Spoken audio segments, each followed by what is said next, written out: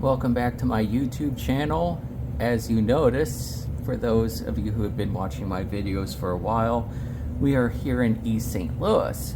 But you'll notice I made a change. I ended up moving one of the buildings from the upper part of the layout from Granite City to Bloomington, Illinois on the Murfreesboro to East St. Louis line. This building right here was actually in Springfield. I had bought that on eBay earlier this year. The building itself that was there previously was the Walthers part of a kit with the paper.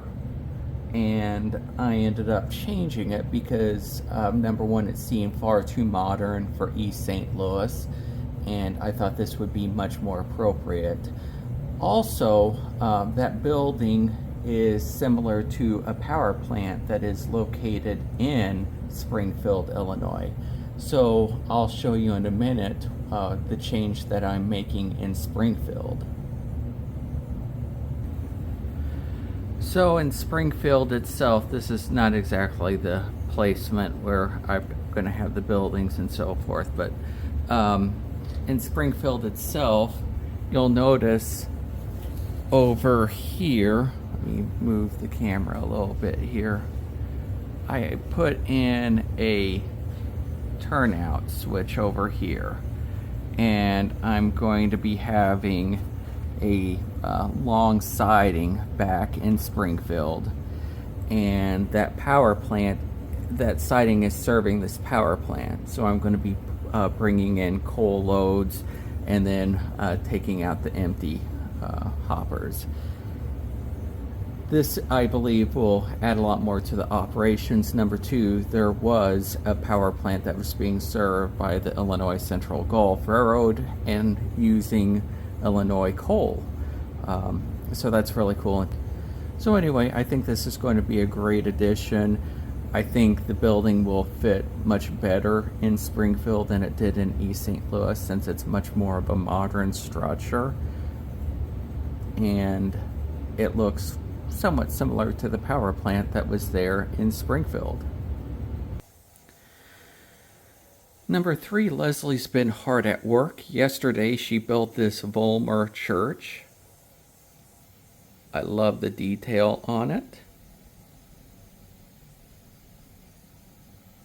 I'm not quite sure where it's going to be going on the layout. But in fact, it's very difficult to see, but there is even stained glass window there. You can see stained glass windows. So that's a Volmer kit. And she said it was very easy to build. Usually I cut out the pieces, but yesterday I was hard at work on scenery, which I'll show you in just a bit. We also built the new Walthers house kit that was recently released in scale.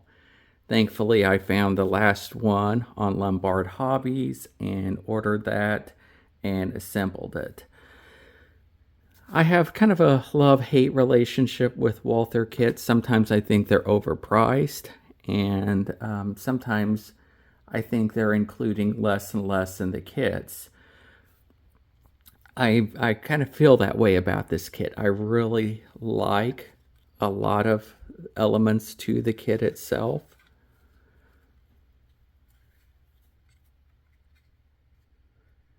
But at the same time, I think of some of the other houses that did include things such as window shades and whatnot. But those were not included.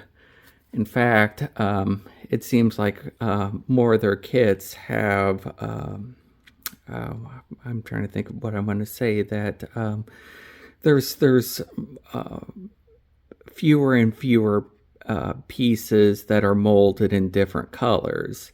And that was the case on this kit. I painted the roof, I painted the shutters, I painted the chimney. Things were in just a few colors. I don't know. I mean, I get that you should go and make a kit your own. At the same time, I look at some of the old model power kits. You can paint those, but at the same time, if you, especially if you want to do different colors or make it your own, but they were molded in different colors, and you could just go ahead and simply build that kit. And you could you could build the kit in a day for that reason, you know, an hour or two. Versus this, you've got to paint it, let it dry, then assemble. So that's for me kind of disappointing. Other people will like that. I do like this overall structure. I'm probably going to get another one for the layout. The next one I would definitely paint the brick though, and I guess I would paint that more of a brick red. But by and large, I like it. But I just sometimes feel like they're including less and less, and as we're paying more and more. So, Walthers, come on, do better. I guess I'm on a Walthers kick right now. I don't want to bash Walthers. Unfortunately, there's not enough producers of in-scale buildings. I am a little upset that they continue to produce more and more for HO, and it seems like in-scale is always years behind, and we get far less. Maybe 3D printing is going to change that. You can see a lot of 3D building kits for sale, printed buildings, whatnot, and I think that's going to revolutionize in-scale. But, you know, I'm back on the lower level of the layout, and this is a Walthers kit. I actually built this one. That tells you how easy and simple of a kit it is. If I can just go ahead and throw it together. And I painted it and did a few things to it, but by and large, a very easy kit. You know, I wanted one of these for the upper level, but at the same time, how much am I willing to pay for that kit? I was looking at the local hobby store. I think they sell it at MSRP of like 53 bucks. I can get a discount for 20%, but even then, is it worth 40 bucks? For me, I don't think so. I don't know, maybe I'm just so price conscious. I'm willing to spend a lot of money on buildings that I really like. At the same time, this is such a very simple, basic kit with only a few pieces. Is it worth that to me? I've got the one on the bottom level. I think I'm going to pass and try and find something else. I've got a few barns that I picked up dirt cheap on eBay secondhand. Some of those, two of those model powers that I've got on the upper level already. And I think I'll pick up one of those Woodland Scenics, even though they are much more expensive. I feel like with the detail, that abandoned barn is well worth it compared to this.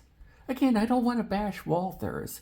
I think they do a lot of great things for in-scale. I just wish they would do more for in-scale. And I wish sometimes they wouldn't be so chintzy with their kits that we are spending a lot of money on. Okay, so here we are in the southern part of Alton. As you can see, I've got that new Walthers house assembled and put here. It's kind of on the outskirts. I need to put in the driveway and sidewalk and whatnot, but I think this is where the house is going to be going. This kind of provides a scene of how we're going into Alton. We've got the big Winchester manufacturing plant in the background there. Right here we've got the station here. And pardon the mess in the background, this is a work in progress, of course. So here we've got some buildings going into downtown Alton. I'm not sure this is going to be the final view of how it's going to look, but probably something similar. and the view from the other side of downtown Alton, and a view even further back. So this kind of gives you a view of what Alton is probably going to look somewhat like. And another view further back. There's a lot of structures back there, as you can see. So pardon all the mess in the background. I've been working hard, as you can see, but yesterday my big project was ballasting the track. So I got that ballast put in all the way north to kind of by the Carlinville area. I'll show you that in a bit, but I went ahead and got some grass down, those houses in, fields. Of course, I think this is going to look better once the trees get put in and whatnot. So pardon the mess in the background. I haven't fully decided how I'm going to be scenicking that area. I'm going to probably put in a few fields, but I'm not quite sure how I want to do it. So anyway, I've got some couple houses. Now I did get another one of those Woodland Scenics abandoned barns. I have one on the lower level. I'm gonna put one up here on the upper level. Again, very expensive, but I feel like I get so much more for it. So I'm gonna put that probably right over there. And I want to get some static grass mats that are taller, kind of like what I've got over here. That's 6 millimeter, and I really like the way that looks. I got that on Scenic Express, and when I was looking, I love the way that it just kind of fits in, and I think looks authentic. So I want to get some more of those mats and kind of put back there that I do know for sure, and kind of make an abandoned pasture, throw in some trees, that sort of thing. Leslie and I built this kit a couple weeks ago, 2 weeks, 3 weeks ago now, and then we've got the coal loader. So that's basically as far as I've got on the scenery, but I've got that all ballasted now. So that was a big project, and that took up a bunch of time yesterday. So anyway, I'm gonna run some trains. I think I just cleaned the track and just waiting for it to dry. Before I start putting the trees down, I want to work on the back and kind of get that figured out, how I'm going to scenic that. So anyway, thank you very much for stopping by. I wish you a wonderful day, a happy Labor Day weekend. God bless. Take care.